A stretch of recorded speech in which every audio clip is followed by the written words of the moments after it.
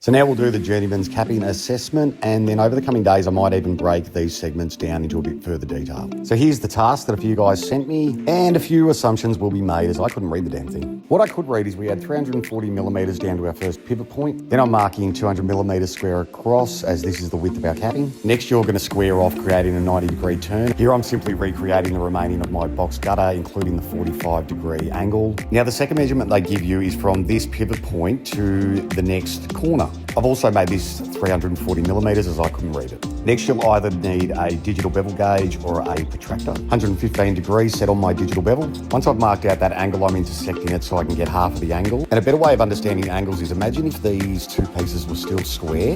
Right now I'm marking out the amount that we're going to need to be cut out of those to be able to make it to 115 degrees. There's your second pivot point. So the two angles I'm looking at right now should both be 115 degrees. If you then divide that in half, you get 57.5. And this marries up exactly with the center line of our angle. You can do this without a drawing. If you have a digital bevel and you can get half of the angle that you're wanting, you just cut out half this way, half that way, and voila, you've got 115. Just don't forget to add your laps. Tackling this, I would start at the highest end, which they've specified to be a return stop end, keeping the brake on it. Next thing you want to remember for these exams is to do every joint the same and do every joint properly. So pre-drill it, clean it, seal it, rivet it, dab your rivets, clean everything off and present the examiner with a nice finish. Next up, you want to mark 340 down to your first pivot point. And then 90 degrees is really easy because it's 45 and 45 equal 90. So if you just 45 each way off your pivot point, then remember to add your laps and then join everything up, you'll do this one just fine. So the next step in this jigsaw puzzle is if you pop your piece on your template, you can mark the next pivot point. Next, once again, do this join exactly like the others, except instead of a 45-45, you're using a 57.5. Don't care how you get that measurement or whether you sit it back on your template and line it across.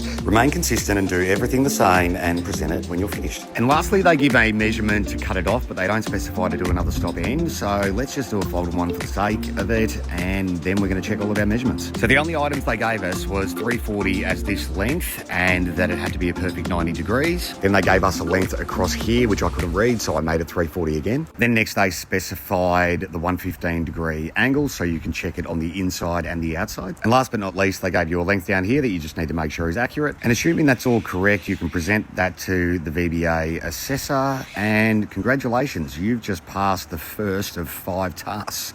Best of luck with the rest of them.